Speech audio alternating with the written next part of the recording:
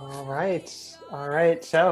I think we can go ahead and get started. I know people generally trickle in over the next few minutes, but I really excited for the session that we have today. It's been really awesome to get to know the Econa group and their work with entrepreneurs. And so without further ado, I'm going to turn it over to Alice to share a little bit about Econa and help us kick off the session.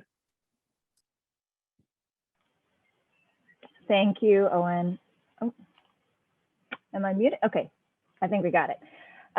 So nice to meet everybody. I'm the program director at Econa, and I will warn you right now, I live in Hawaii where there are feral roosters, so they might interrupt me. Do not be startled.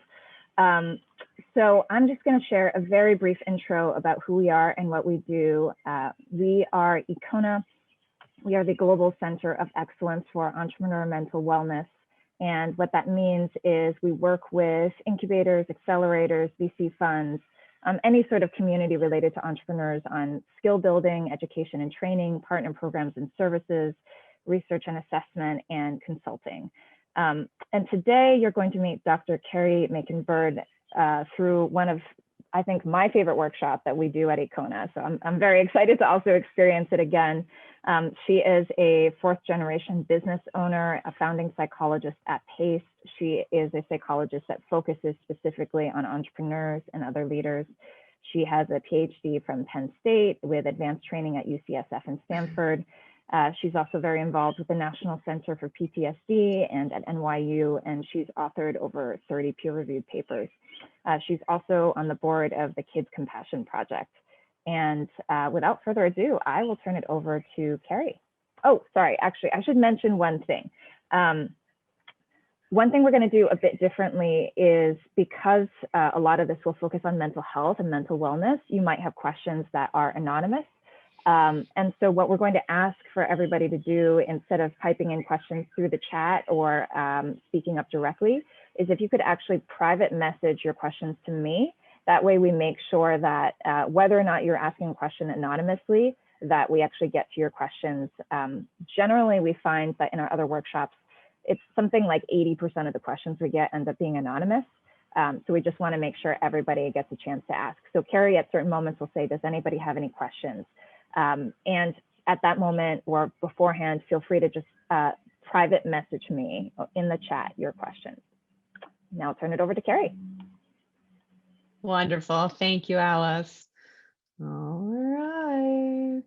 Welcome, everyone. I just love seeing all your faces. I need to make the faces bigger on the screen. This is lovely. I am going to ask everyone to first, let's get out of your seats. Let's move around a little bit. Feel free to unplug your headphones if you need a second. I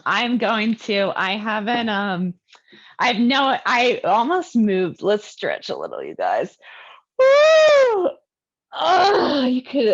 Let's hug yourself. I am concerned that if I do too much arm stretches, you'll probably see how much I'm sweating because I am excited and nervous to see all you. See if you can we're going to do like a standing cat-cow. Roll your back and then arch your back up. Oh, yes. Let's see, maybe move your ears shoulder to shoulder. Thank you. Thank you. I see a number of people moving around. And then I have a little girl at home who, if she was here right now, she would be telling us to like shake out the wiggles. I see a number. Oh, bless your hearts. You guys are a flexible group. I appreciate it. Okay, wonderful. Thank you. We just are trying to teach our bodies a little bit that this is not the Zoom third circle of hell that we are typically in most of the day. I'm not speaking for you. I'm only speaking for myself. I happen to be in that many times. All right, let's get settled. Press your feet into the ground. Maybe move your fingers and toes around a little bit. Feel free to take your eyes off the screen. Close your eyes if you feel comfortable. You can rest your gaze in front of you. This is a beautiful opportunity to just look out a window. Uh, and imagine that you are settling your attention back down in to the stillness of your body.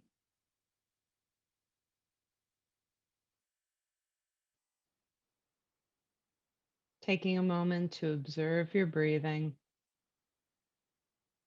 Not doing anything finicky with it, just watching.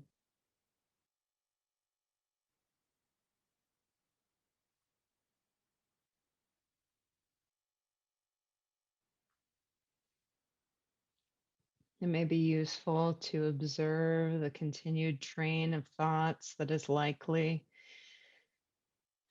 racing through your head. Imagine that you could slowly turn down the volume, or that it recedes into the distance, all those thoughts. We have created a brief space and clearing for something new, for being in this moment.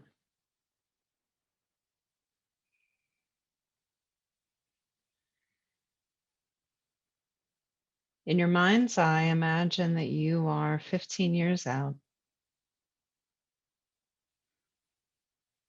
The thing you are building now has gone so much better than you ever could have expected. You've achieved all your dreams in this project.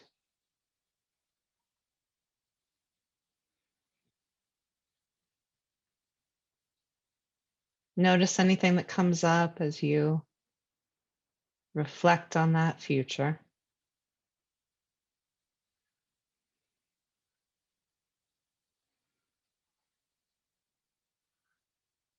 Imagine that you are celebrating the newest accomplishment.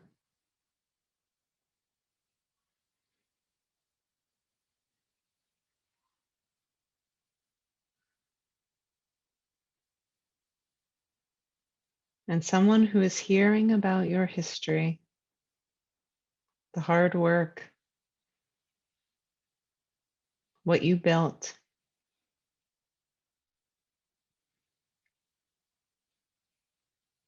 someone who dearly loves you and has supported you throughout.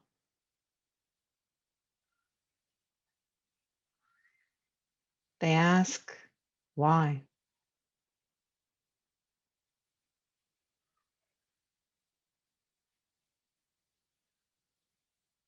Why did you build this?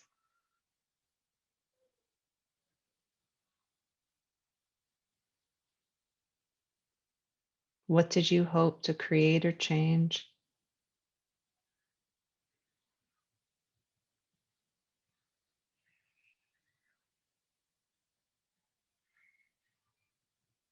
And see if you're able. You might notice that the first couple answers are Silicon Valley BS answers. Maybe they're things that sound really good. They're things people understand. See if you're able to get in touch with the simple, clear, late at night when no one else is around. Why? Just for you.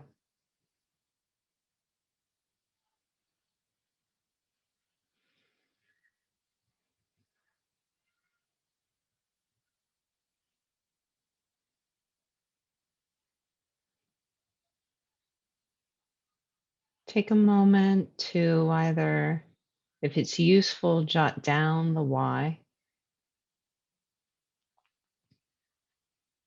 Maybe just continue to reflect on it in your head.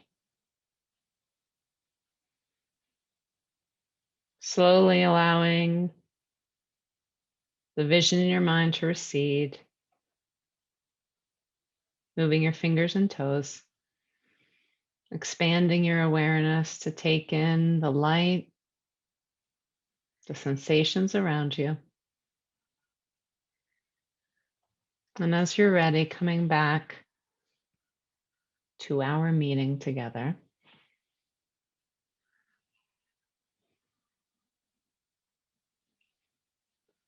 If anyone is interested, I'm going to invite people to share either verbally or in the chat what some of the whys are that you noticed.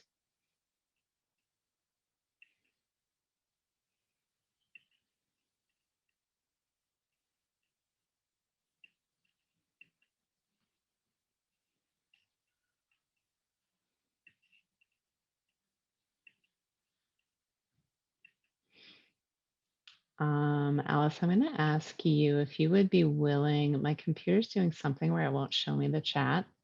If you would be willing to share a couple of the highlights from the chat.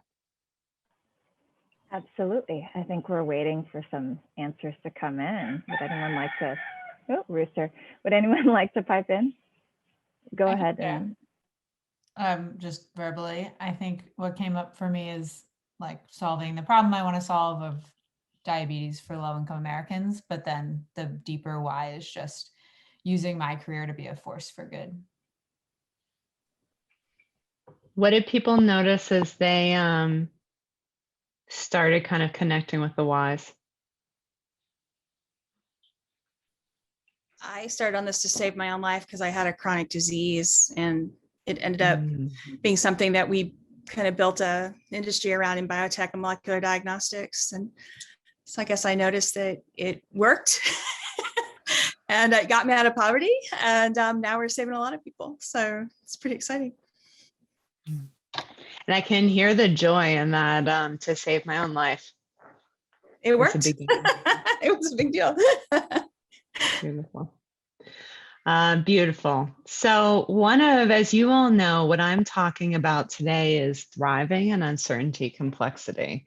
There is a version of this discussion that was directly targeted to the pandemic, but as all of you know, for those of us who are trying to build something new, we always are in the midst of uncertainty and complexity, regardless of whether there's a pandemic or not. I am speaking to this, to you all, not only as a psychologist who feels very committed to helping people build their dreams and avoid deathbed regret, but also as employee number 4 in another mental health startup. That as I was thinking about talking to you all today, I mean, one of the images that came up for me was that, and I don't know if this resonates with you all, I think my experience in being part of building something is that it is this really interesting intersection of excitement and creativity, and always something is on fire. And there's this kind of like, I see a couple nods.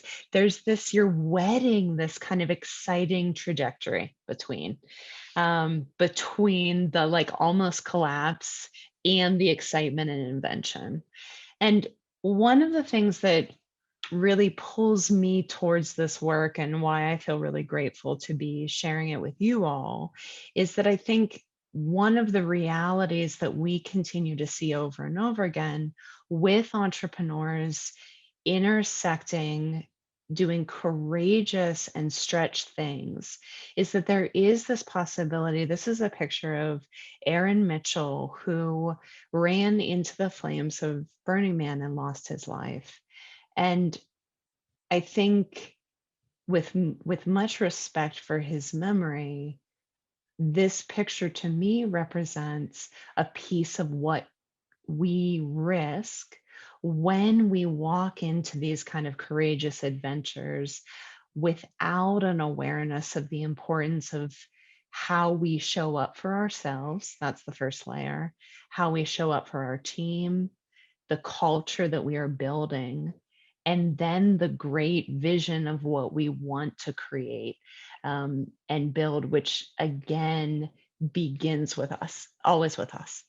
So Mike Tyson always famously said, everybody's got a plan till you're punched in the face. So to whatever extent you all have had the experience of building while things are on fire, and you may least be dodging punches, if not actively engaged in being punched. This is my very humble offering based on science and some very interesting kind of business design theory about some of the key principles for how we continue to show up for ourselves and then for all those other layers that we are in charge of modeling for and leading. How many, feel free to just raise your hand, how many people are familiar with or have read Ray Dalio's principles? Okay, beautiful. Highly recommend for everyone who is shaking their head.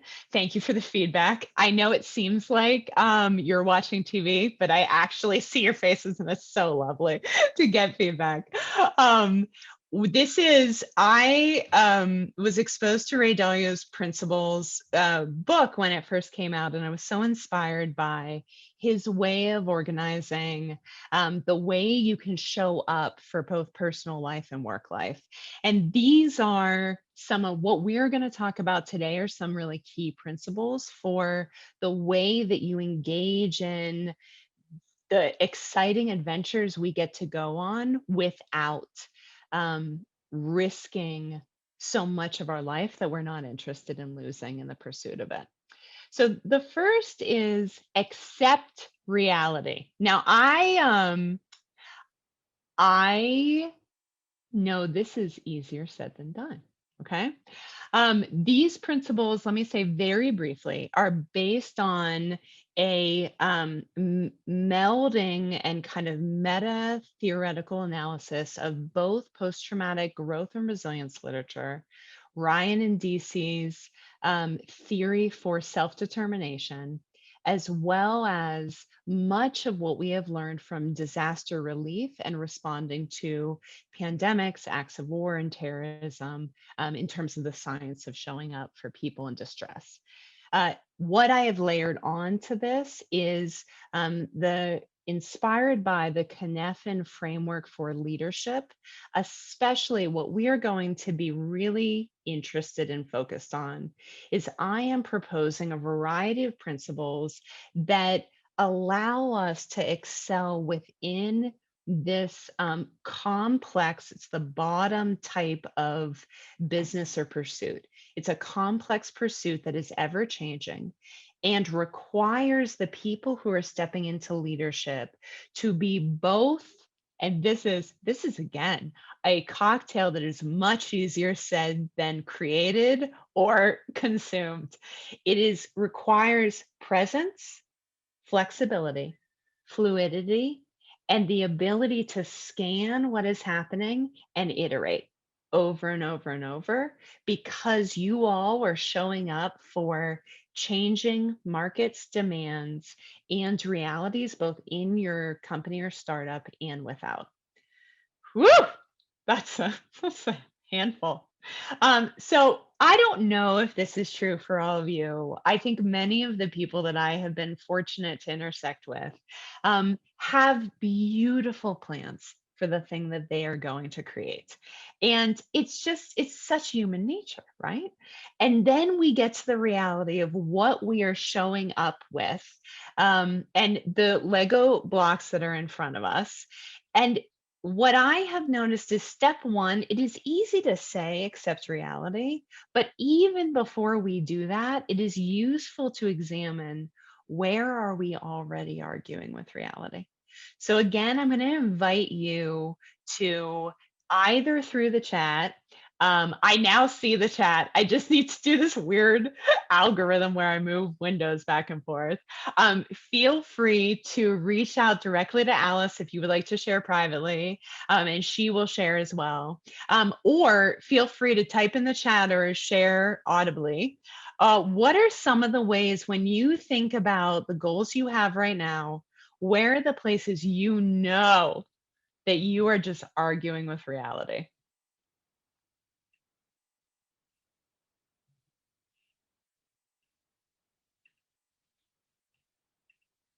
I will say for me, one of the places that this comes up is I argue with reality around both my expectations of the work that I can do. In my mind, there would be a version of Kerry that would do all the little things that need to happen to actually build the company. But then there also is an expert Kerry that is in a cave somewhere, like developing beautiful, deep work that's going to get us to the next level. And is also kind of acing all these additional roles that I have signed up for when, I partnered with other humans to raise life. Robin, how much I can actually accomplish in a day. One of my very favorite mentors will frequently say to me, well, you have as many hours in a day as Shakespeare did, which is not what I want to hear. I saw a number of people have a reaction. That is exactly. Oh, thinking I can do it alone. Karen, I am so glad that you brought that up, because that this is there is a talk that there's a conversation we could have that we're not going to, but very briefly, absolutely, we come to this work because we have specific superpowers, and the shadow side of those superpowers, like, we take over responsibility. I mean, one of my favorite quotes is that entrepreneurs and founders could have their whole lives wiped out by a tsunami, and they would tell you why it was their fault, because they didn't plan well enough. And the reality of that over responsibility and like active engagement in life is also the shadow side. Is absolutely, we think we can do it all alone. Beautiful. Okay. Love it. So that, I know that Anna sent out a worksheet that you all have the ability to make a copy of, print out, write on. This is, given the brevity of our time, you will notice that I am kind of moving in a steady clip through these things. I would invite you to, I really am creating an equation that it may well be useful, whatever, I trust you all, that whatever parts you have a sense of like, oh, there's something here, or I wish you had spent more time on this, or I need to do a little more thinking about this piece. You will do that at your own time and leisure, because you have lots of them, I'm sure. Before we accept reality, we figure out where are the places we're arguing with it, and frankly, acknowledge the pain of, yeah, it really sucks that we're not Beyonce. I mean, that's just like just reality, full stop. It makes me, but none of us are. And we're going to go at the rate that we can. And we get to decide whether we want to struggle up. Second key principle, focus where you have control. So this is, let me ask you all, you have an acknowledgement. All right, these are all the places that I argue with reality. Another common theme in arguing with reality is, I wish my employees were different than they were. Like, I wish they were able to do this. I wish they were able to do this, etc. I wish the market was different than it was, etc., etc. And if we accept reality, where are the places that you all have clarity? This is where I actually have control. And maybe the only places we have control.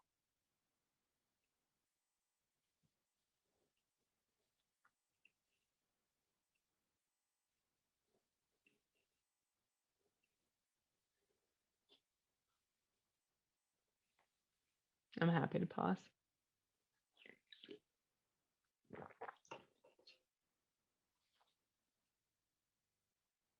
Oh, getting enough sleep. Today, what is the one thing that everyone in this room can control?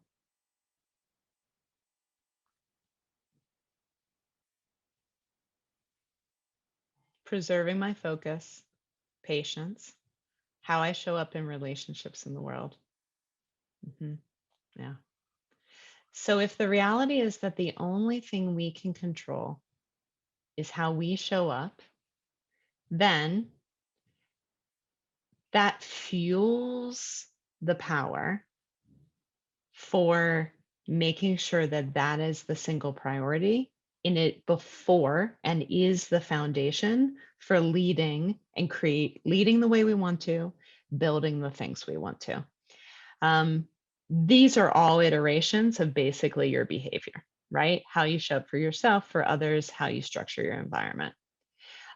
So let's get very concrete about how we would actually show up for ourselves and the way that we can do that, that will fuel what we want to do to complete that why. So you all look like a highly evolved bunch. I sometimes am in business settings where it is a foreign concept that it's useful to have an acknowledgement of emotions and stress. Let me pause here for questions. I know I've been like chugging along. Feel free to either dive in and ask any questions, especially if you think emotions are irrelevant, because that's an important conversation. Or feel free to message us directly about questions or arguments that have come up so far.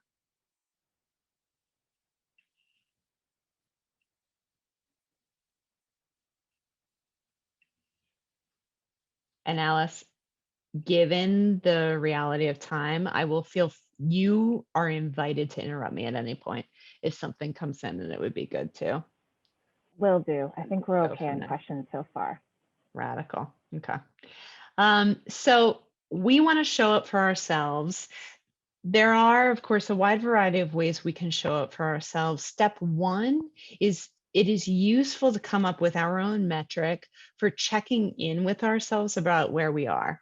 This is a stress continuum developed by initially by the Air Force and then distributed to other branches of the military as a shorthand for, in highly stressful situations, a commanding officer can look to his subordinates and say, what color are you? Where are you? And that directly leads us to what level of intervention or support you need.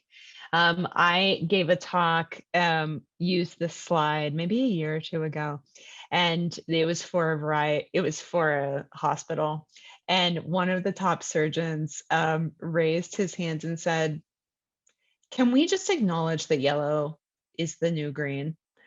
And I was like, yes, absolutely. I think that it would be lovely. And I hope that all of us have the experience in life of having chapters where we are in green, and the reality that is especially given the moment we are in history, for many of us, we are much closer to the yellow orange red level.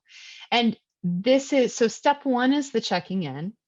And then step two is an awareness of what are the signs that I am getting into a zone that makes me much less effective at showing up. So I want to invite people again. We're going to do this on a couple levels. How does stress show up for you all? What are some of the signs that you are getting past your capacity for effectiveness?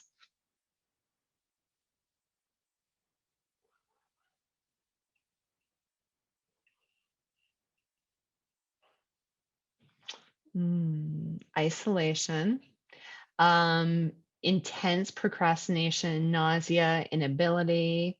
Oh, yes, insomnia, forgetting details. Beautiful, beautiful, beautiful, beautiful. Yeah.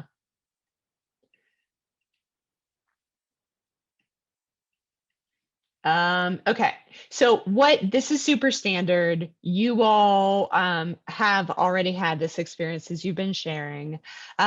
Common reactions include changes sleeping and eating, changes in focus and attention, poor memory, emotions that either feel like they are emotions that either feel like they are all in a very high level, or the other, and I see a couple of people nodding, the other experience that sometimes people talk about is actually being kind of in a robot set and feeling like emotions are turned off.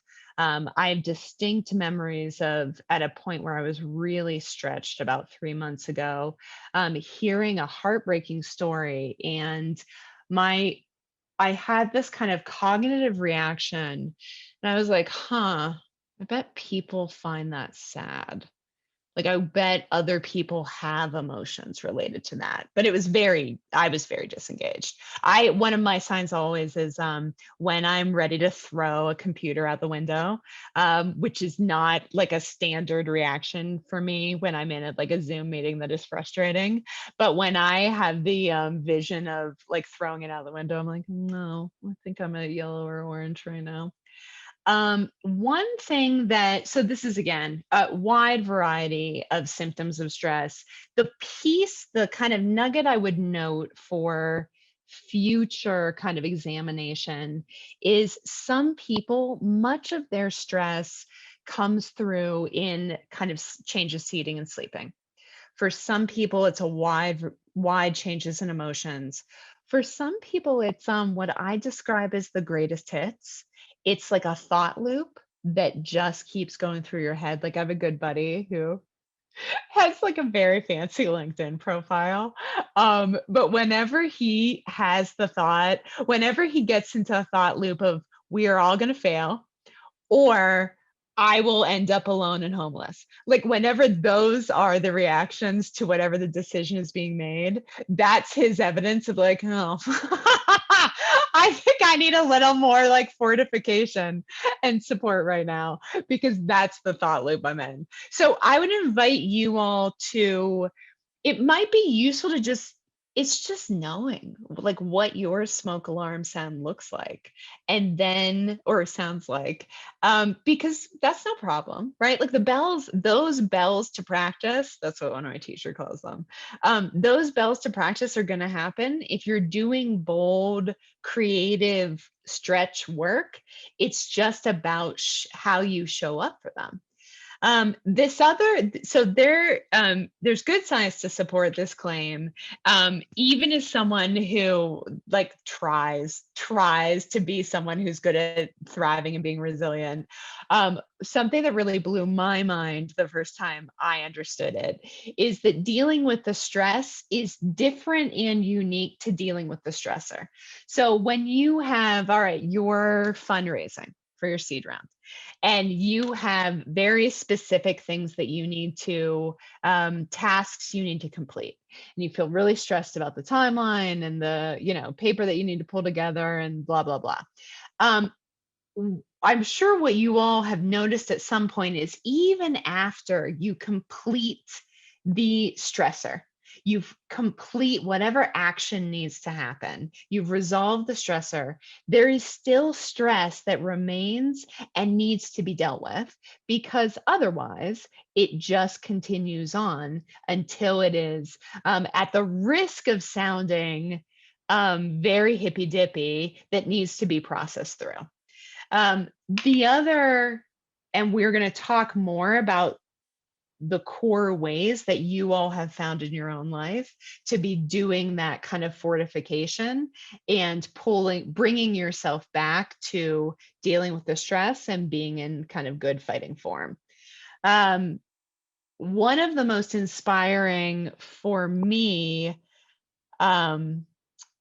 rubrics for investing in small daily investments of stress management with myself and within groups is thinking about what is well known as a key air navigation rule of 1 degree. Once you are off 1 degree in your trajectory. Every 60 miles you go, you are 1 mile off your destination. And if the path that you are trying to create is thousands and thousands of miles long, or days and days of your life, it is useful to continue to do these kind of slight adjustments and iterations, because we want to be, I don't think there is, I'm sure, there's no one in the world that is tracking a perfect course, especially in a complex system.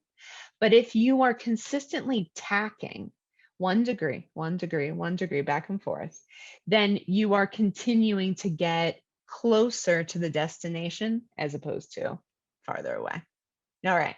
So what are some of your daily prescriptions for the way you show up and address the stress that is inevitably happens as part of the grand adventure that you're on?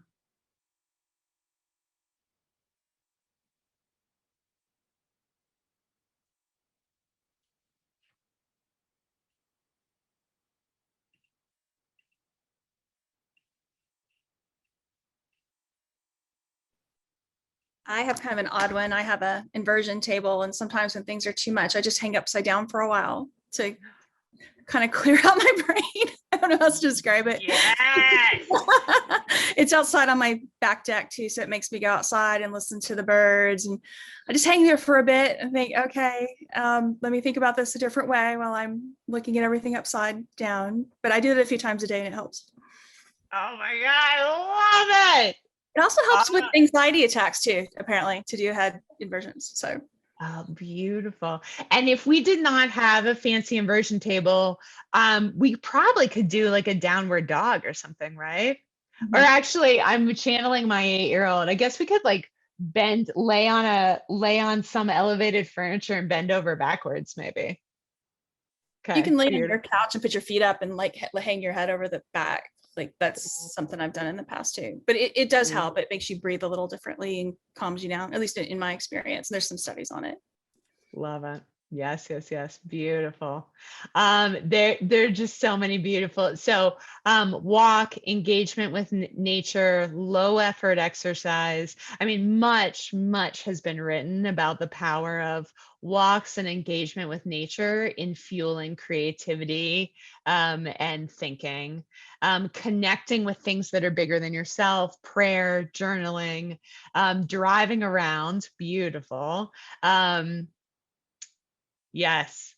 Oh, Robin says chase the corgis around. This is the major downside of Zoom, is that if we were in person, we could say like, Robin, please go get your corgis. We all need to chase them around right now. This is an important part of the workshop. It's popular with coworkers even on like Zoom. Like they're like, can you go get one of the corgis? That's amazing. Yes, beautiful. Yes, engagement with loved ones, loved animals, healthy meal, the classic meditation, or just like focused breathing. Beautiful. All right. Yes, and of course, you all know these things. This is exactly why I did not spend our time putting up a slide where I tell you things you already know. Oh yeah, Jeff has a shout out for Dalio's mood tracker. Love it. Yeah. Ray Dalio has 2 apps, one publicly available that you can do little mood trackers. Beautiful. Love. Okay. All right. I will lay this, I'm going to offer this very lightly. One of the and again, because of the brevity of our time together, we don't have a ton of time to dive into this. But there's good data that these mindsets and I want to be thoughtful about, these are not affirmations. This is not looking into a mirror and repeating to yourself like, I have control. I'm not alone. I can learn from this. This is not forcing yourself into this space. This is coming when you feel stressed and under-resourced. Fuel yourself back up, figure out where you have control, figure out where you aren't alone, and then figure out what you can learn from it. Okay. All right. So show up for yourself, important way of kind of sourcing yourself and then showing up for stress. Also, ton of good data that we are, of course, social beings. We evolve to manage and co-regulate stress in connection with others. One of the other shadow sides that someone so beautifully mentioned of our superpower that we can do it all ourselves and we take over responsibility for everything. The shadow side of that is also um, when when my little girl was about 2, she went through a period where she said, "My do it" to everything.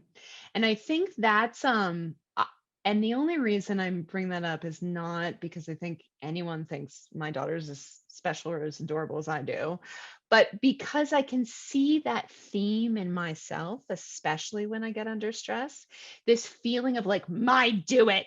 No one's going to do it as well as I am. No one's going to understand exactly what I want. I'll just do it myself."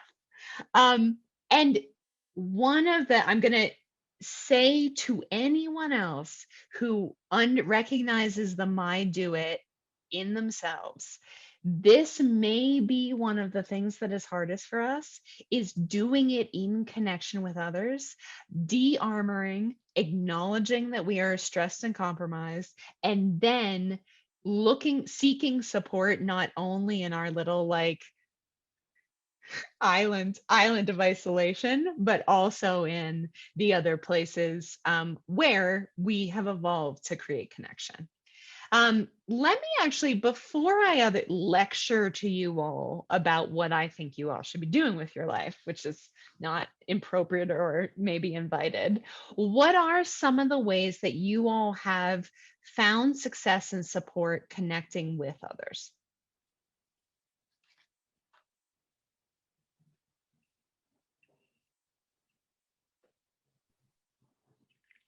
Do you mean about our business or our personal lives? So like I love my mastermind group. Like we just had a great conversation about things that are really bothering me today. Love it. Love it. Love it. Okay, mastermind group. What else? And to answer your question, all of it, because it's all interconnected. All Yeah, interconnected. yoga class and all those sorts of things. Like it's been hard with COVID because everything is Zoom. So I'm trying to get out to meet people, but that's also terrifying, you know? So Mhm. a lot.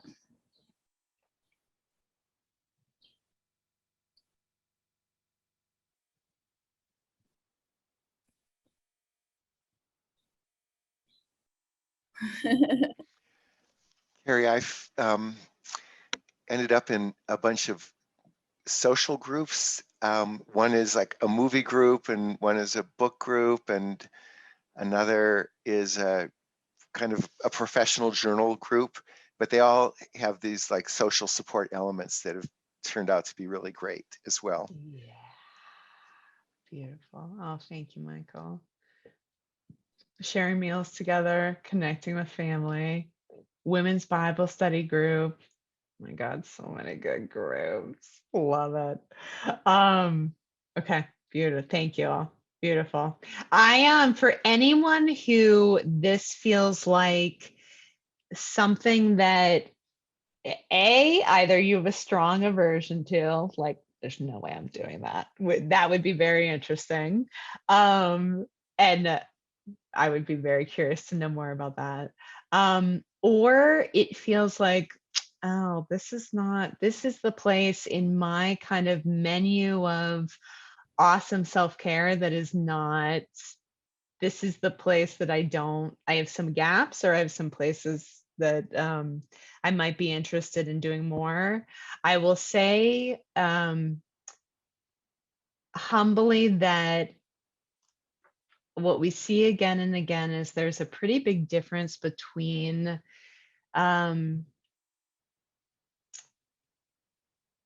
faux connection, like the being in groups where you are, you have like, you either have the Silicon Valley mask on, you have the founder mask, you have the like Carrie's 9 years old and still thinks it's really important to be nice and happy above everything else in her life mask on.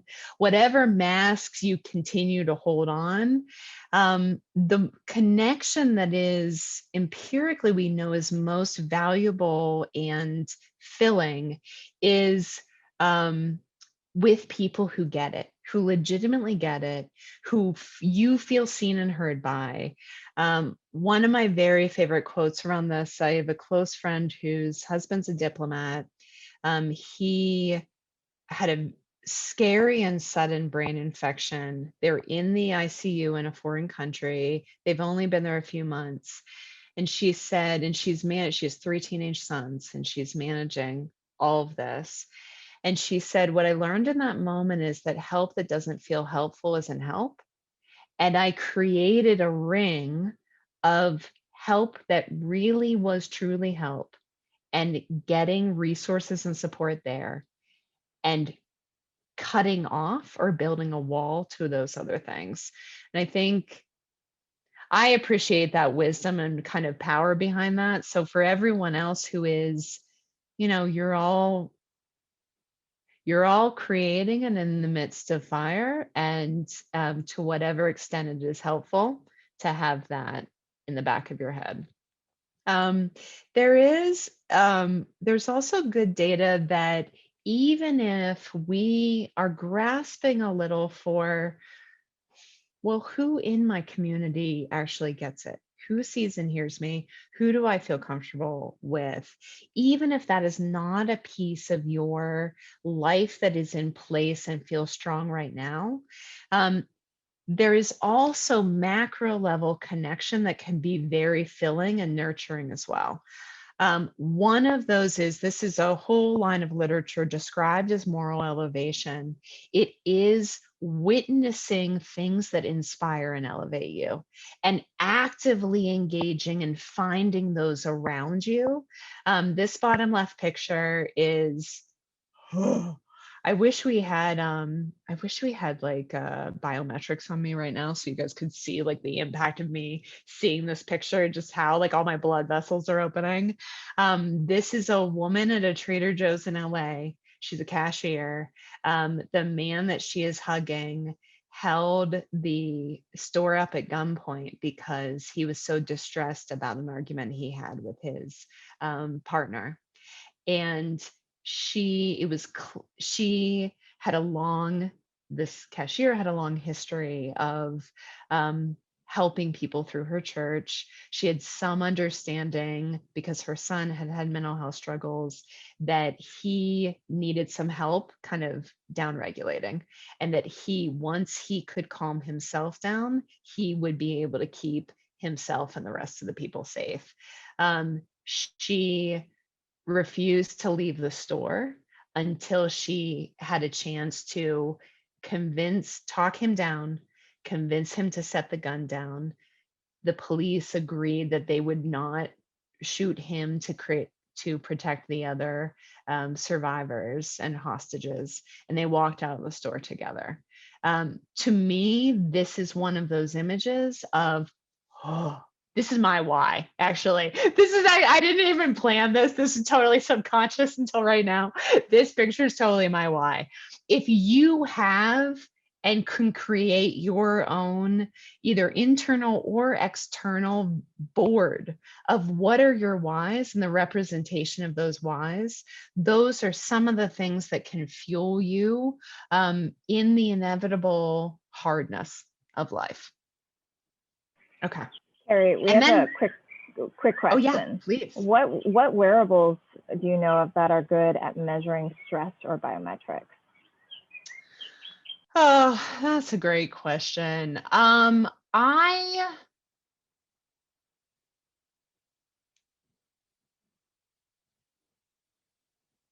will give you a brief answer, and then I will follow up with a link after.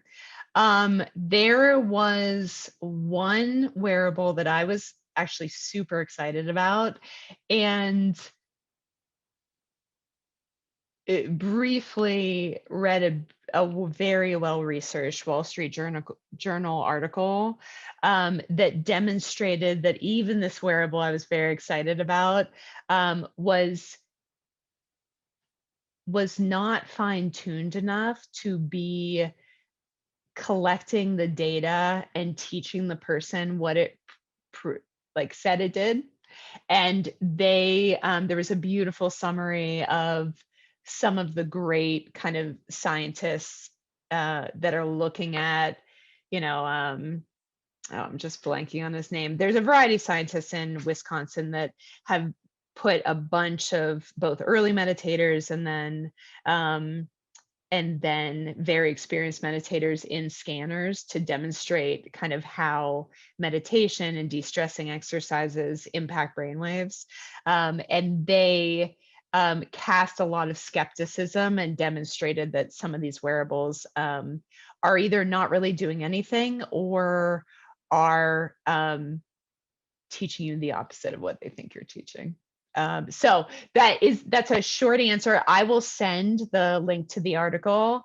I mean, yeah, I'll send the link to the article and I'll send some fuller thoughts because I will say that's not my expertise. So there may well be newer things that I don't know about too. Thank you for interrupting me, Alice.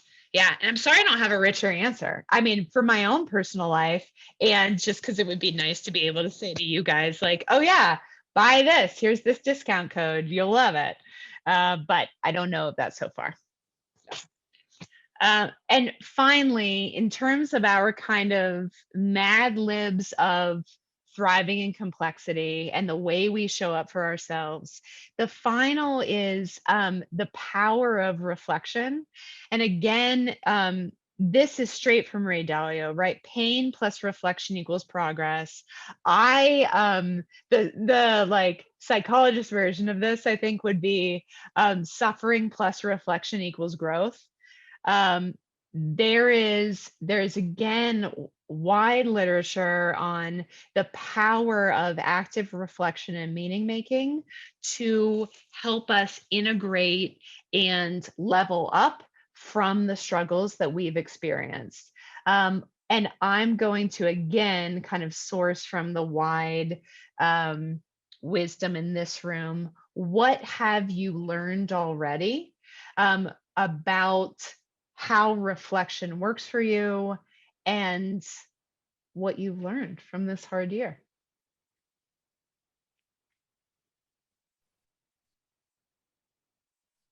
I took up writing a lot. Actually, I write on Medium.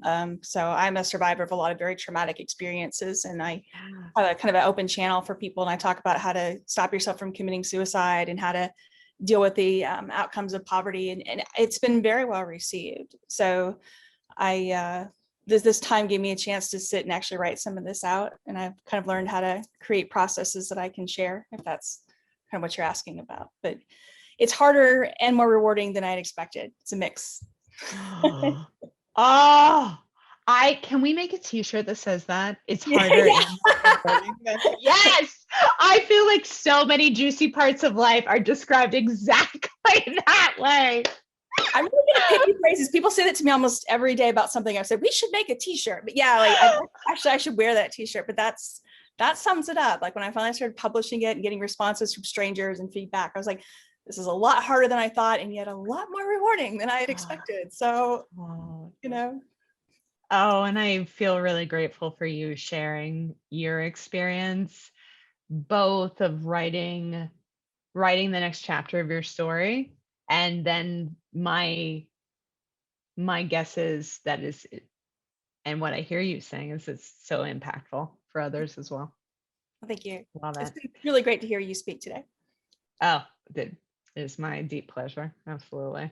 It is AJ. I thank you very much for the solid Richie Davidson. Thank you. I clearly did not have enough coffee today.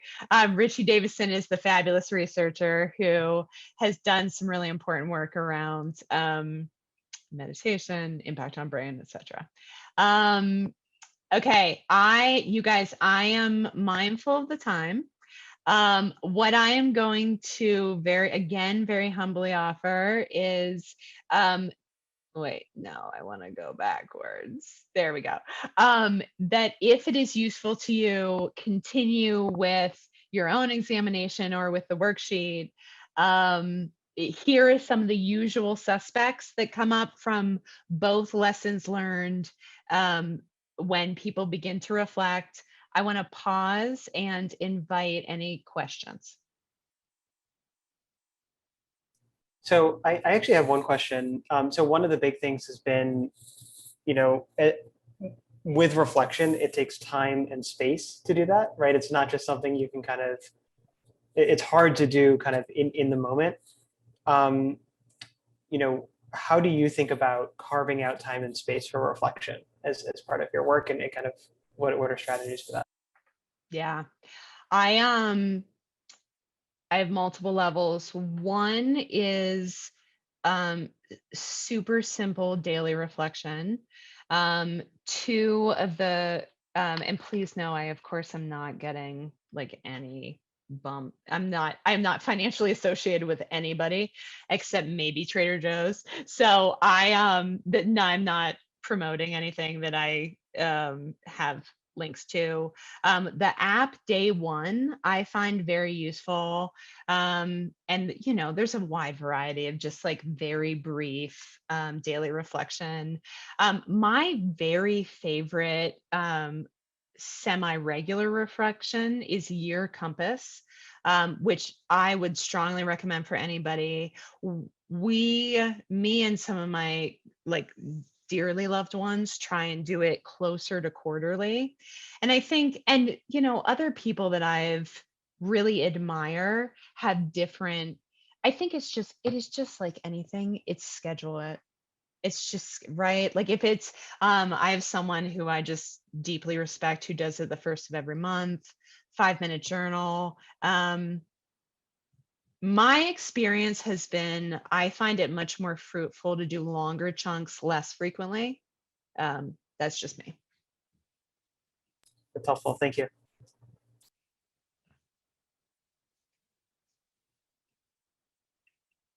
I know we're at our time and I want to be really respectful of time. Any other questions? And I should say, anyone should feel free to follow up. I mean, everybody, like Anna and Owen, of course, have my contact information. Kerry at pace.group, feel free to reach out to me. I am rarely on social media, so don't look at Twitter. You'll think I have no friends. Thank you very much thank you all. I really appreciate the chance. Amazing. Thank you, Kerry. If anyone has any further questions or wants to follow up on some of the strategies or the models that Kerry was sharing, definitely feel free to reach out. But just a huge thank you to Kerry, Alice, and Michael from Econa for giving us space to reflect on things that help us be better leaders and help us be better founders and work within our organization. So thank you, everyone, and looking forward to seeing you all at our events tomorrow and Friday. Flex in.